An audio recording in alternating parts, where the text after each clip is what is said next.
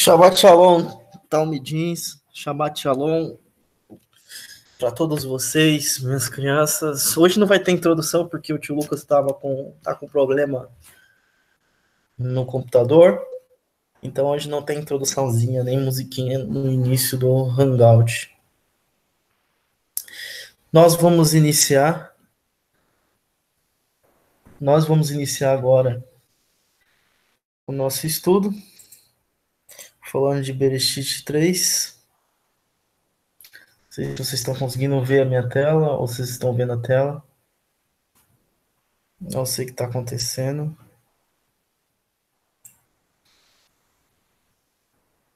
Vamos ver se consigo arrumar isso.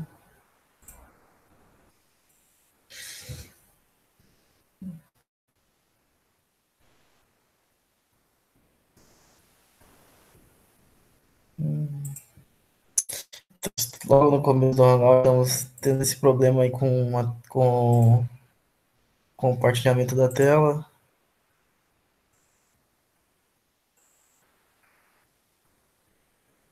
Agora parece que vocês estão vendo, certo?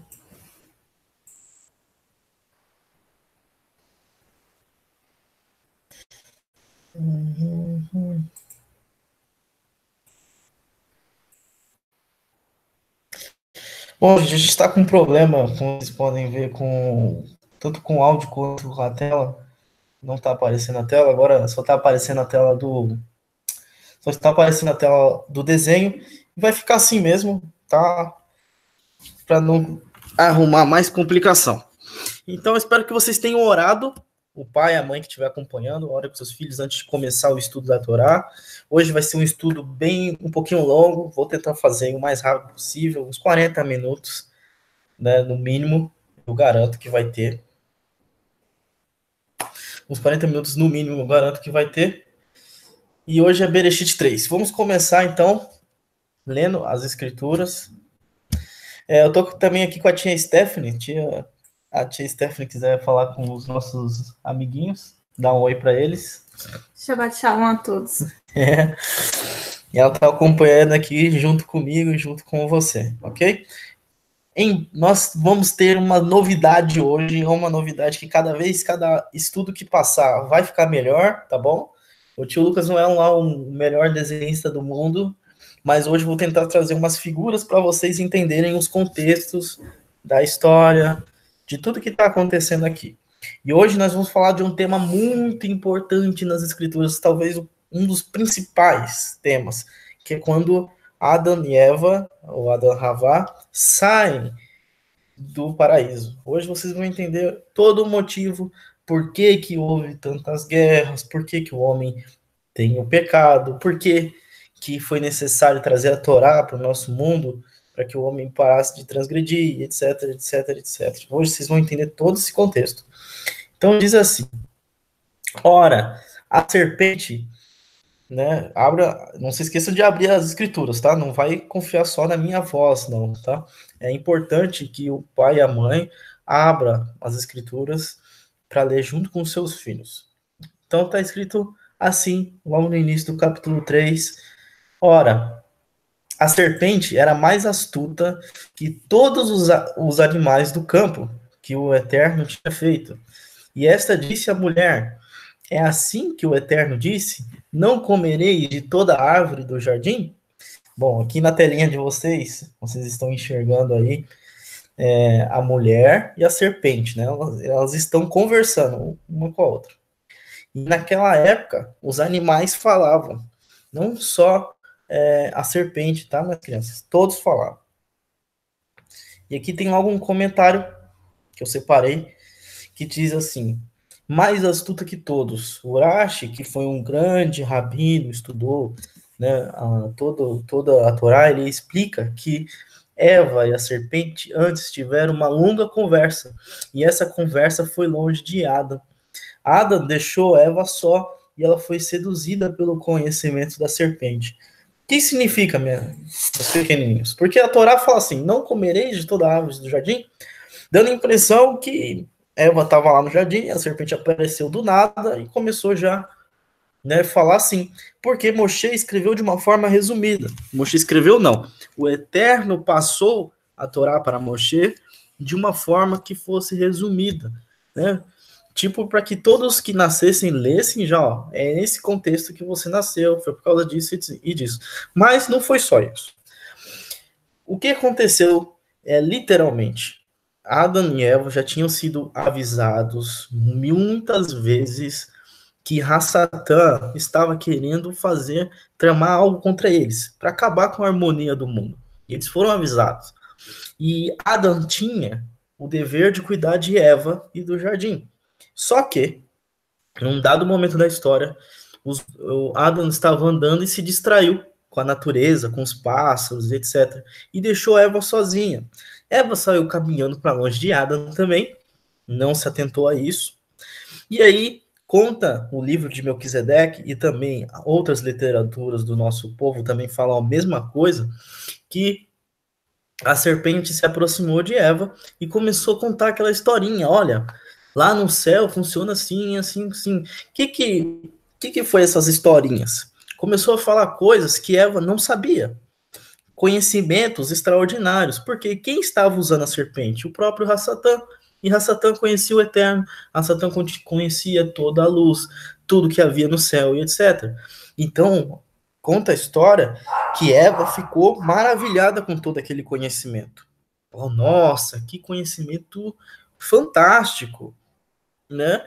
Como que essa serpente sabe de tudo isso? E aí a serpente foi levando Eva até a árvore do conhecimento, que é essa daqui que vocês estão vendo, que eu coloquei só de exemplo, tá, gente? Que é uma árvore, um pé de laranja. E aí, chegando lá perto, começa esse diálogo que está registrado na Torá, que a serpente falou: Não comereis de toda árvore do jardim? Disse a mulher à serpente: Foi assim que o Eterno te disse? Aí a mulher, Ravá, ela responde: Do fruto da árvore do jardim comeremos, mas do fruto da árvore que está no meio do jardim, disse o Eterno: Não comereis dele, nem nele tocareis, para que não morras. Só que quero que vocês já aprendam desde já. O que Eva fez? Eva já errou aqui, errou feio. Por quê? Porque Eva falou que o Eterno, ele disse nem para tocar na árvore.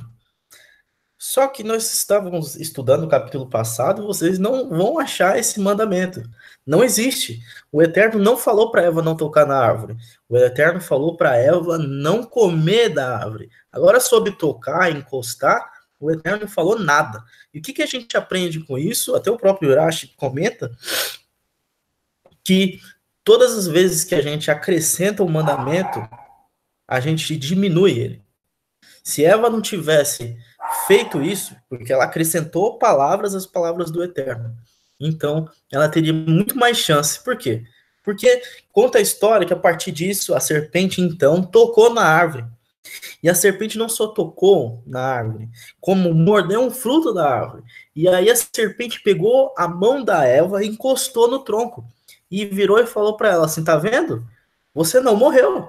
Você não disse que o Eterno falou que não podia tocar na árvore? Você tocou na árvore e você ainda está viva. E a partir disso, a serpente começou a conseguir enganar Eva. E Eva já estava iludida com todo aquele engano. Então, versículo 4. Então a serpente disse à mulher: Certamente não morrereis, porque o Eterno sabe que no dia em que dele comerdes, se abrirão os vossos olhos, e sereis como o Eterno, sabedor do bem e do mal. E uma coisa que é um detalhe, que a serpente usa, e ela fala assim: no dia que vocês comerdes, vocês serão um Elohim, sabedores do bem e do mal. E nisso ela não tava errada, porque nós hoje temos os levitas, né? Vocês estão aprendendo lá na escolinha que tem os levitas, e os levitas são um Elohim, né? Uma autoridade sobre o povo que sabe distinguir do bem e do mal. E por quê? Porque eles estudam a Torá. Então, a serpente misturou a verdade com mentira. Eva falou um mandamento que o Eterno não tinha feito. Isso vale para você aprender também, desde criança. E pronto. aconteceu a pior tragédia que a humanidade pôde ver. Então daqui a gente tira esses ensinamentos.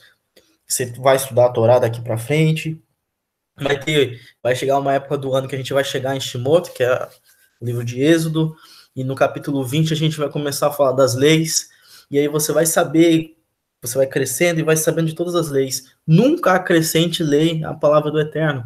Se o Eterno falou assim, olha, coloca um tzitzit na sua calça.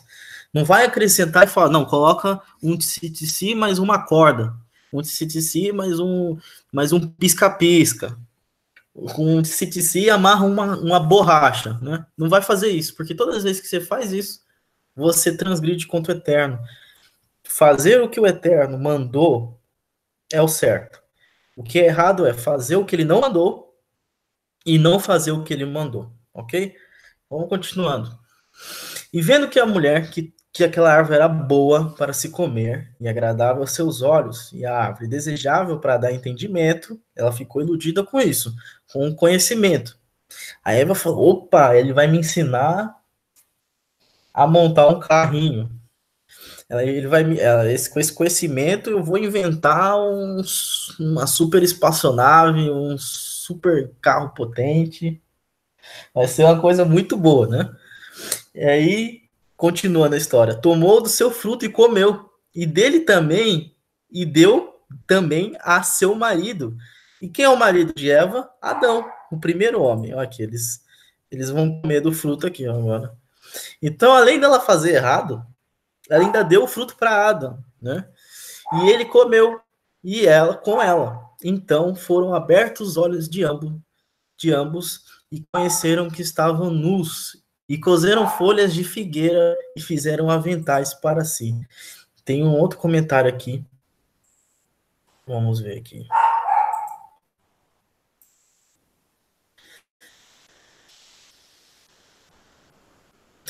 Que diz assim, que os olhos dos dois eles foram abertos. E a escritura fala aqui com referência à inteligência, o olho da mente, e não com referência à visão real.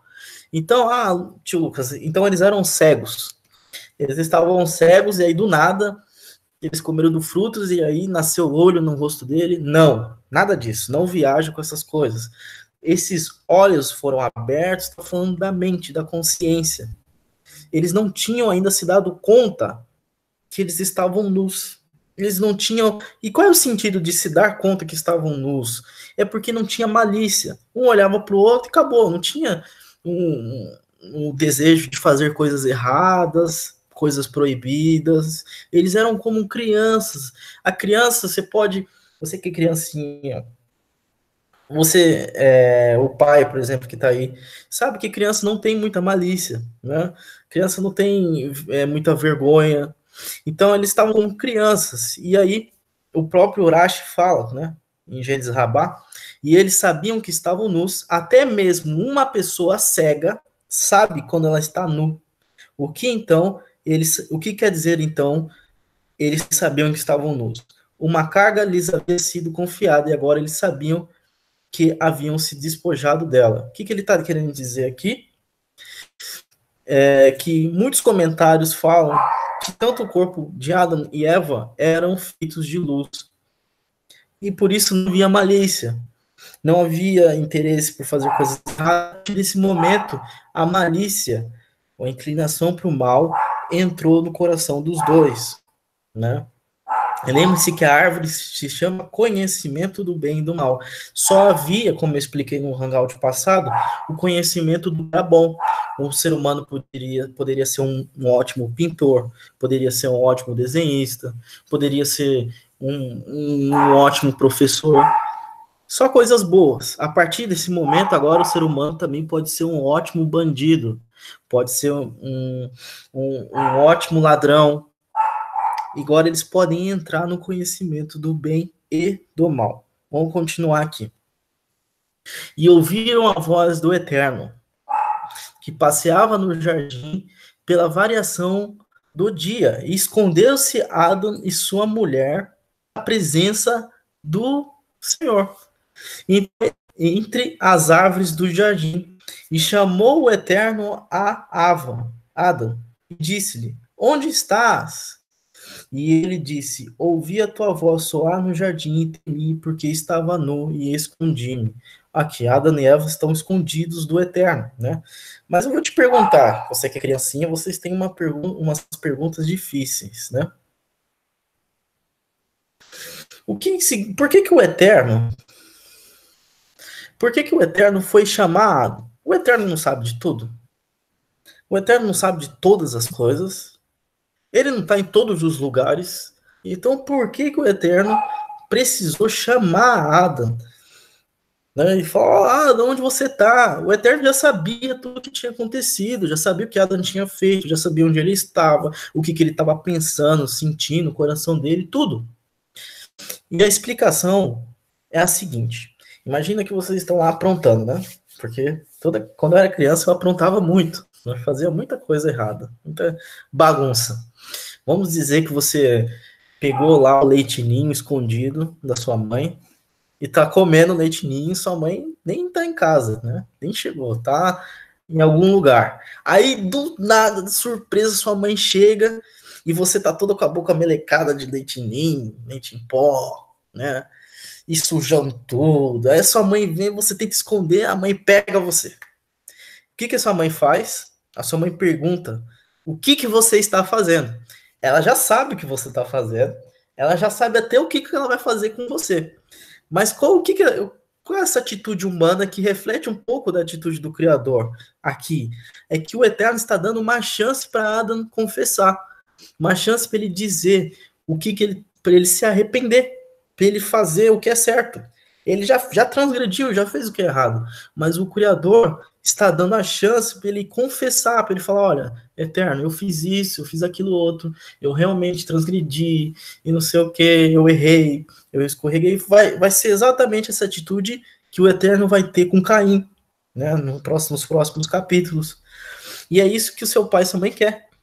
Na verdade, como tudo na vida é baseado num julgamento, o Eterno está dando a chance a Adão e Eva confessarem os seus pecados. E vamos ver qual foi a atitude deles? Agora estão escondidos, né, gente? Mas vamos tirar eles da moita. Aí, agora eles não estão mais escondidos. No versículo 9, chamou o Eterno, já li o versículo 9, vamos para o 11. O Eterno disse, quem te mostrou que estava nu? Olha só, é uma pergunta que ele já sabe. É o Criador do universo que está perguntando. Comeste tu da árvore que eu te ordenei não comeres? Então disse Adão, vamos ver agora a atitude de Adão. A mulher que me deste por companheira, ela me deu da árvore e eu comi. Quer dizer, o que Adão fez? Jogou a culpa toda para a mulher. Não, olha só, é a desculpa, né? Ele estava com vergonha, ele sabia que o que ele tinha feito era muito mal, mas, né, ele poderia ter feito diferente. Porém, ele deixou tudo isso dominar. É porque Adão é ruim? Não é porque Adão é ruim. Simplesmente porque Adão nem sabia o que fazer, né? Muitas vezes ele nunca tinha passado por isso. Era uma pressão muito grande e acabou jogando toda a culpa para cima da esposa dele. Foi Eva que deu o fruto para o Adão? Foi sim. Mas devemos lembrar dos outros escritos, né? Que está lá também no livro do rei Melquisedeque, que eu contei para vocês, vou contar de novo aqui, que Adão teve uma escolha. Quando Adão viu Eva no seu estado, né, depois de comer o fruto, ele viu que ela tinha transgredido, ele teve uma escolha. Ele teve a escolha de não comer aquele fruto ou comer. Lembre-se que o homem sempre é o líder. Então ele teve essa escolha. E o livro de Melquisedeque fala que Adão, ele sentiu o que iria acontecer com Eva, que Eva ia ser destruída, ia ser desfeita. E Adão amava muito a Eva. Assim como a sua mãe ama muito seu pai, o seu pai ama muito sua mãe. Você ama muito sua mãe, e sua mãe e seu pai amam muito você. Então Adão amava muito, não queria ver isso. Ele não queria ficar vivo depois disso. Então o que ele fez? Falou assim, se Eva vai sofrer isso, eu também vou. E foi lá e comeu o fruto. Então Adão teve sim escolha. E aqui ele está falando para o Eterno que ele não teve, que a mulher chegou lá com presente, né? E dentro do presente estava a fruta, que ele não sabia de onde era, e ele comeu. Olha só, foi sem querer. Mas não foi essa a verdade. Então, e disse o Eterno à sua mulher, no versículo 13: por que fizeste isso? E disse a sua mulher: a serpente me enganou e eu comi. Mas e o erro da Eva? E o erro que a Eva acrescentou o mandamento, a Eva deu mais crédito à palavra da serpente do que à palavra do Eterno, né? Ela não se lembrou disso. E o que ela fez? Fez igual Adão. Pegou a culpa dela e jogou na serpente. Então o Eterno disse à serpente: por que fizeste isto? Maldita serás que toda a besta e mais que todos os animais do campo. A tia Telfinha quer falar um pouquinho. Vou deixar ela falar. Shalom, gente. Só a gente voltar um pouquinho do que o Eterno disse sobre o amor de Adão para Eva. É o mesmo amor que o nosso Machia teve por nós. Porque ele sabia que a gente ia ser destruído, que era o que a gente merecia. Igual o tio Luquinha está contando a história de Adão e Eva. Mas ele teve misericórdia, ele nos amou tanto que ele nos deu uma chance. Qual que foi a chance? A mesma chance que Adão deu para Eva, que foi a chance do amor. Então ele deu a vida dele por nós, do mesmo jeito que Adão deu a sua vida. Sua vida por Eva. Basicamente isso, porque ele sabia também, né, que o Eterno iria destruir. O Eterno já tinha falado, da mesma forma que ele sabia que Eva iria ser destruída, ele lembrava também do que o Eterno tinha dito, que certamente morrereis. Então, basicamente, ele foi consciente e comeu aquela fruta sabendo que ele ia ser destruído, sabendo que ele ia morrer. Então, literalmente, ele deu a vida por Eva.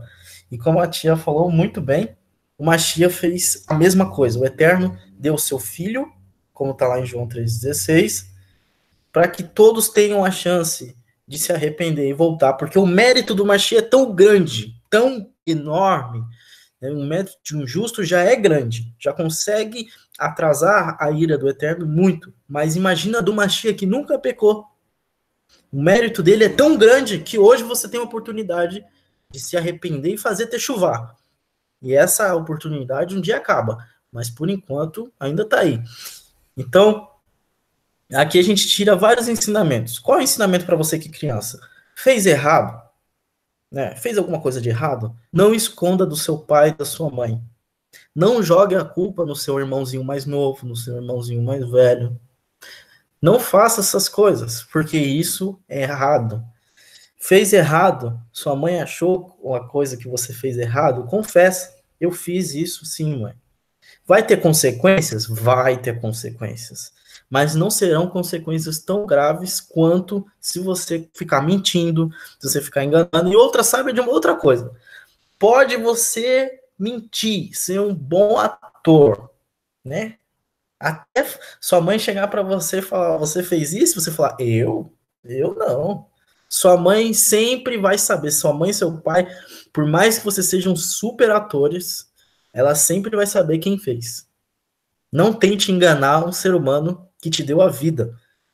Foi o que Adão e Eva fizeram. Eles tentaram se esconder do Eterno, né? Que absurdo. O Eterno sabe de tudo. O Eterno está em todos os lugares. Como é que eles iam se esconder do Eterno? Da mesma forma vocês, com a sua mãe e com o seu pai. Não adianta fazer errado e tentar se esconder. Tentar esconder a verdade. A mãe e o pai vai descobrir, cedo ou tarde. Então é melhor já falar logo. Eu fiz isso, aguenta as consequências, você vai ter uma correção, mas vai sarar mais rápido. É o que minha mãe me falava. Então vamos continuar.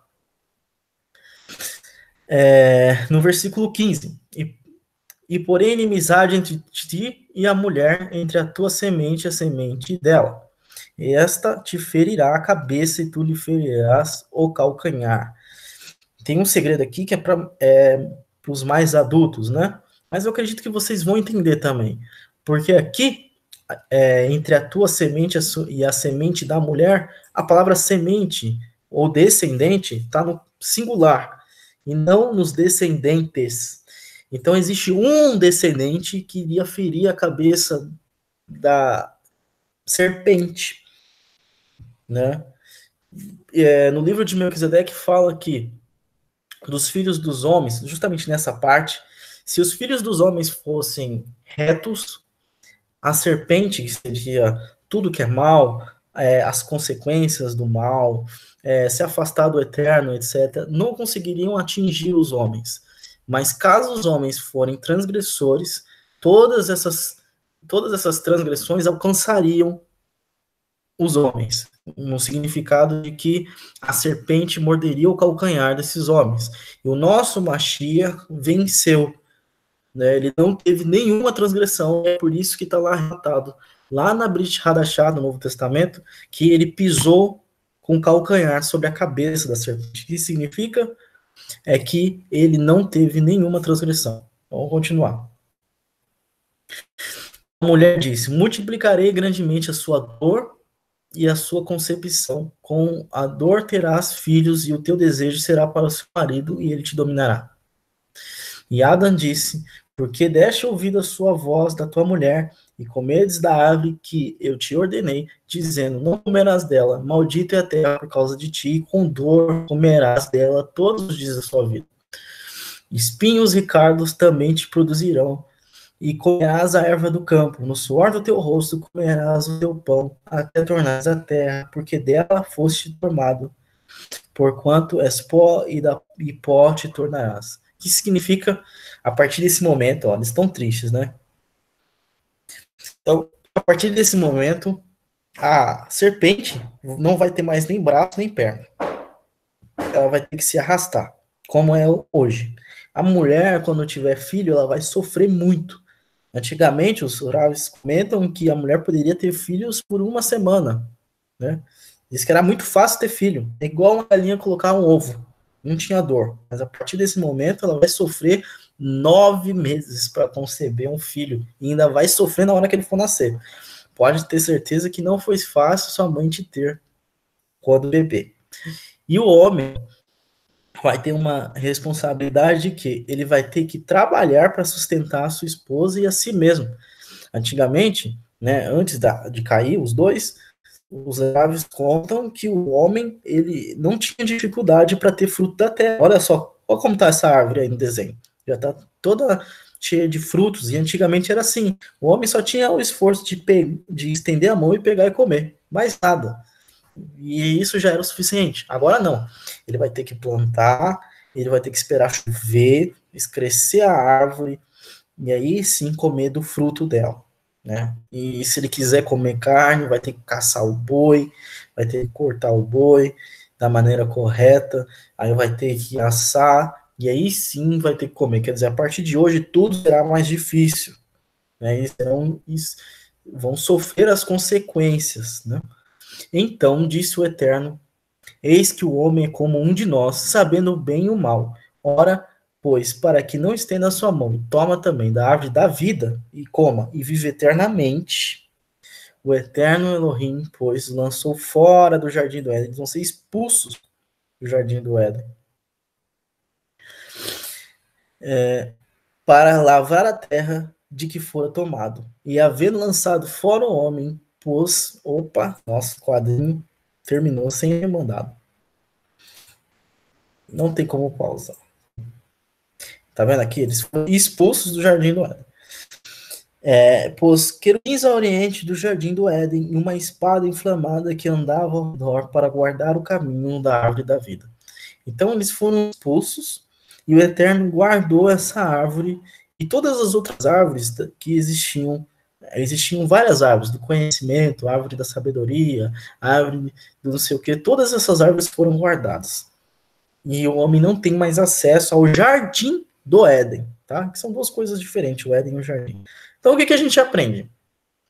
A gente aprende, com toda essa história, várias coisas. Primeiro, não acreditar nada ao mandamento do Eterno. Não adorar ninguém acima do Eterno, porque Eva acreditou mais na serpente do que na palavra do Eterno. Então, acreditem sempre na palavra do Eterno, acima de todas as coisas. Isso está relacionado com o mandamento de amar o Senhor teu Elohim acima de tudo. 2. Se você fez algo errado mesmo assim, confesse o seu pecado. Existe uma frase que eu gosto, é que todo decreto mal pode ser mudado, pode ser diminuído. Então, se a atitude de Adão e Eva fosse diferente, se eles tivessem já confessado, chorado, rasgado a veste, falado, olha, nós erramos, nós pecamos, se arrependesse ali na hora, essas consequências não teriam sido tão sérias. Então, esse é um grande ensinamento. Se você faz tudo para evitar transgredir, mas você é ser humano, você vai transgredir. E no dia que você transgredir, confesse o seu pecado. Porque ainda há arrependimento. O Eterno tem a sua receita, a sua graça. E ele pode sim te perdoar e diminuir até a sua transgressão. Até a sua consequência pode ser diminuída com arrependimento. E não foi o que eles fizeram. E o último ensinamento é: as consequências da transgressão é a morte. Eles foram expulsos de toda aquela vida boa, de tudo que eles tinham de bom. Infelizmente, aqui começa a história da humanidade, meus queridos. Então, com essa imagem aqui dos dois bem tristes, né, saindo do Jardim do Éden, eu vou terminar o estudo e eu vou esperar vocês no próximo capítulo, que é Gênesis 6. Temos muitas coisas para falar, discutir. Então, que o Eterno abençoe você, que o Eterno abençoe seu pai, sua mãe, seus amigos lá na escola. Conte essa história para os seus amigos na escolinha. Divide a Torá com outras pessoas. Você que é pai e mãe agora, vai e discute com seu filho, vê o que ele aprendeu, vê o que ele absorveu. Manda perguntas lá no grupo dos Talmidins que eu estou esperando. Então, que o Eterno abençoe vocês. Shabbat Shalom e até o próximo estudo. O próximo estudo vai ter introdução.